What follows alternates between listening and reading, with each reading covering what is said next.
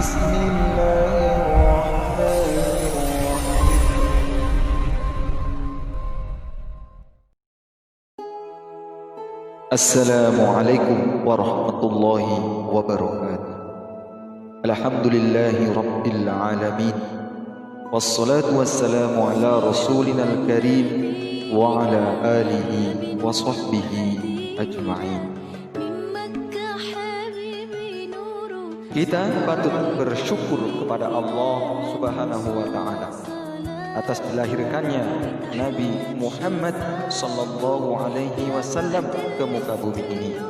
Karena dengan kehadirannya umat manusia mendapat petunjuk ajaran yang benar dengan berpedoman kepada Al-Qur'an dan Al-Hadis.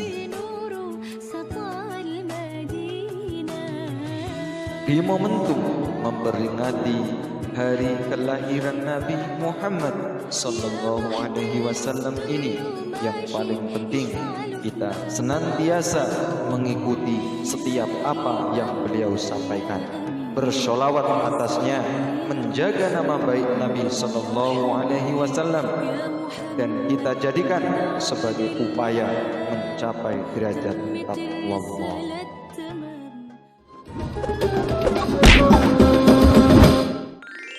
Kisah Nabi Muhammad Sallallahu Alaihi Wasallam, lahirnya Nabi terakhir.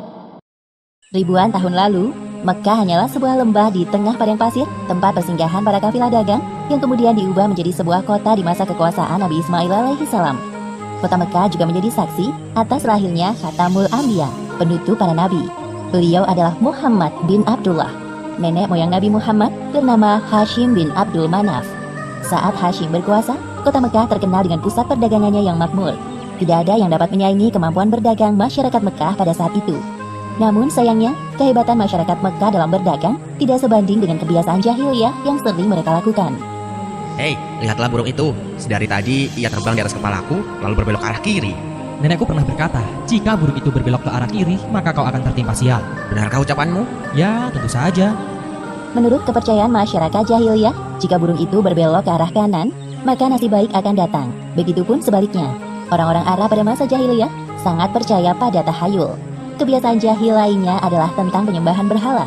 Awal mula penyembahan berhala di kota Mekah ketika seorang bernama Amr bin Luhai membawa sebuah berhala besar bernama Hubal dari Syam. Lalu diletakkan berhala Hubal itu di sekitar Ka'bah, dan dia menyuruh orang-orang menyembahnya.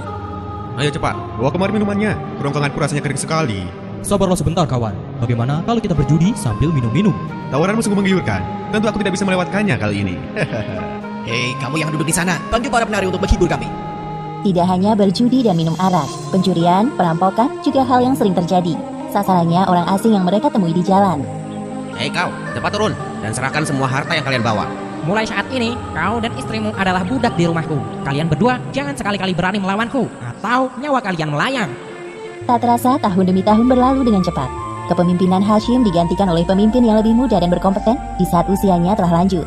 Sebelum beliau meninggal, Hashim mewariskan banyak sekali harta kepada Abdul Muthalib. Wahai keponakanku, semua ini adalah harta milik ayahmu. Kau pantas mendapatkannya. Terima kasih, wahai paman. Aku akan menggunakan semua harta peninggalan ayahku untuk kebaikan. Saat ini, Abdul Muthalib berperan sebagai Sikayah, yaitu orang yang bertugas menyediakan air dan makanan bagi pengunjung Ka'bah. Saat itu, Ka'bah sangat ramai dikunjungi oleh orang-orang, melebihi gereja Al-Quds di Yaman milik Raja Abraha. Namun, seiring berjalannya waktu, persediaan air semakin menipis. Pada saat itulah, Abdul Muthalib teringat tentang cerita sumur Zam-Zam. Banyak orang mengatakan bahwa sumur Zam-Zam telah tertimbun tanah ratusan tahun yang lalu, jadi mustahil jika ditemukan. Sepertinya aku harus menemukan sumur Zam-Zam itu. Apalagi tugasku sekarang sebagai Sikhoyah. Kemudian beliau memanggil salah satu putranya yang bernama Harits. Wahai Harits, anakku, kemarilah. Dapatkah engkau menemaniku mencari sumur Zam-Zam yang telah tertimbun tanah ratusan tahun lamanya itu? Baiklah, dengan senang hati aku siap membantumu mencari sumur Zam-Zam itu, wahai ayah. Abdul Muthalib dan Harits berpencar dalam menggali di beberapa tempat, namun tidak ada hasil.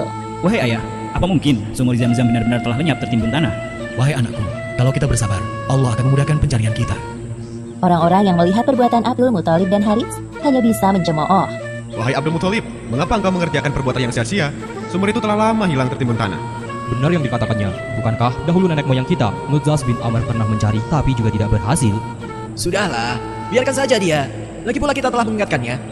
Abdul Muthalib terbangun dari tidurnya karena mendengar suara. Ia seperti mendapatkan petunjuk tentang keberadaan sumur Zam-Zam dalam tidurnya. Keesokan harinya, dengan penuh semangat, Abdul Muthalib dan Harits kembali menggali di antara berhala Isaf dan Naila. Tiba-tiba, air memancar. Ayah, lihat, ada air. Alhamdulillah, ayo Harits, gali terus.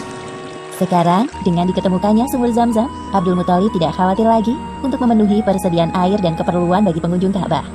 Hari demi hari berlalu, Abdul Muthalib merasa kewalahan dalam mengemban tugasnya sebagai siqayah. Untuk itu beliau bernazar. Ya Tuhan, andai saja aku punya 10 anak laki-laki yang dapat membantuku, pekerjaan ini akan terasa lebih ringan.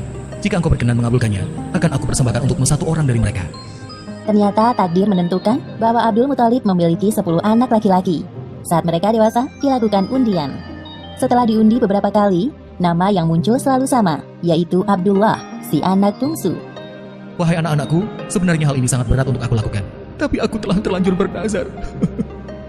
Sebenarnya tidak sampai hati, Abdul Muthalib mengatakan tentang nazarnya kala itu. Wahai saudaraku, jangan engkau lakukan itu. Batalkan nazarmu dan meminta ampunlah kepada Tuhan Hubal. Lalu apa yang harus aku persembahkan sebagai ganti dari Abdullah? Kalau engkau dapat menebusnya dengan harta, maka berikanlah itu kepada berhala agar mereka tetap berkenan kepadamu. Menurut kami, itu keputusan yang terbaik. Setelah melakukan perundingan cukup lama, diputuskan bahwa Abdul Muthalib harus menyerahkan 100 ekor unta sebagai ganti dari persembahan Abdullah. Abdullah adalah pemuda baik, sopan dan berwajah tampan. Banyak gadis-gadis Mekah yang tertarik dengannya, apalagi ketika mereka mendengar bahwa nyawa Abdullah setara dengan 100 ekor unta. Mendengar kenyataan bahwa Abdul Muthalib berencana menjodohkan Abdullah dengan anak dari Wahab bin Abdul Manaf, para gadis Mekah itu tentu kecewa. Allah Subhanahu wa Ta'ala telah menentukan jodoh Abdullah dengan Aminah, gadis yang memiliki nasab yang paling baik di kalangan suku Quraisy. Akhirnya mereka berdua menikah. Wahai istriku, musim semi telah tiba. Ini tandanya aku harus melakukan perjalanan dagang ke Syam. Pada saat itu, Aminah sedang hamil muda. Jika itu memang kewajibanmu, pergilah wahai suamiku. Meskipun sesungguhnya, aku sangat berat untuk melepas kepergianmu. Simpan kekhawatiranmu, wahai istriku. Aku sekarang ini harus bekerja keras untuk calon bayi yang ada di dalam kandunganmu ini. Keesokan harinya, Abdullah berangkat bersama kafilah dagang yang lain. Aminah melepas kepergian suaminya dengan doa. Perjalanan dagang Abdullah berjalan lancar.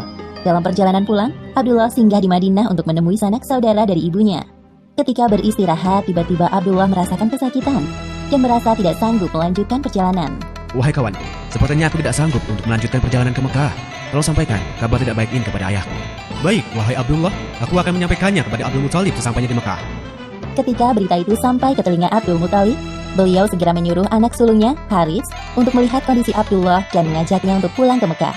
Namun setibanya Harits di Madinah, Abdullah telah meninggal beberapa saat sebelum kau datang, wahai Harits. Innalillahi wa inna ilaihi raji'un.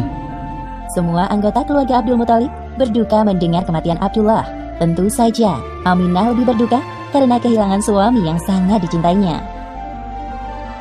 Wahai bayi yang ada dalam perutku, semoga kelak engkau tumbuh menjadi orang yang bermanfaat bagi sekitar, seperti mendiang ayahmu, walaupun kalian belum sempat bertemu. Abdullah meninggalkan warisan berupa beberapa hewan ternak dan seorang budak perempuan bernama Ummu Aiman. Pada tahun kelahiran bayi Muhammad, terjadi peristiwa penyerangan yang dahsyat oleh Raja Abrahah dari Yaman. Saat itu Mekah dipimpin oleh Abdul Muthalib. Raja Abrahah berniat untuk menghancurkan Ka'bah karena merasa iri dan tersaingi dengan kemasyhuran Ka'bah. Namun Allah Subhanahu wa Ta'ala menggagalkan penyerangan Abrahah beserta pasukan gajahnya. Tepatnya pada hari Senin, tanggal 12 Rabiul Awal tahun 571 Masehi, Aminah melahirkan bayinya. Seorang bayi laki-laki tampan dan bersinar terang. Semua keluarga besar bersuka cita dengan kelahiran Muhammad, seolah-olah Abdullah hadir kembali di tengah-tengah mereka. Kehadiranmu mengingatkanku pada ayahmu. Sungguh, mana wajahmu mengingatkanku akan ayahmu, wahai cucuku. Dengan penuh sukacita, Abdul Muthalib menggendong cucunya untuk bertawaf di Ka'bah. Ya Allah, terima kasih atas hadiah terindah ini. Aku sangat bersyukur atas kelahiran bayi ini. Akan kuberi nama dia Muhammad. Setelah lewat 7 hari, Abdul Muthalib menyembelih unta sebagai ungkapan rasa syukur atas kelahiran bayi Muhammad. Wahai Abdul Muthalib, siapakah nama bayi ini? Aku memberinya nama Muhammad. Semoga kelak bayi ini menjadi orang yang terpuji dimanapun ia berada. Aminah memandang bayinya dengan perasaan bahagia, seperti doa yang selalu ia panjatkan. Allah Subhanahu wa Ta'ala telah menakdirkan Muhammad menjadi orang yang berpengaruh dalam mengubah sejarah dunia. Seperti yang disebutkan dalam Al-Quran, Surat Al-Anbiya ayat 107. Dan tiadalah kami mengutus kamu, Muhammad, melainkan untuk menjadi rahmat bagi semesta alam. Demikianlah akhir kisah lahirnya Nabi terakhir Muhammad Sallallahu Alaihi Wasallam. Beberapa hikmah yang dapat kita ambil dari kisah ini, diantaranya, pertama, kesabaran dan niat baik dalam melakukan pekerjaan akan dimudahkan oleh Allah Subhanahu Wa Taala, seperti tekad kuat Abdul Muthalib dalam menemukan sumur Zam-Zam untuk memakmurkan Ka'bah. Kedua, jangan terlalu lama larut dalam kesedihan, karena semua yang bernyawa pasti mati dan digantikan dengan generasi baru, seperti kelahiran bayi Muhammad yang menjadi penyejuk hati bagi keluarganya setelah kematian Abdullah. Wallahu a'lam bishawab.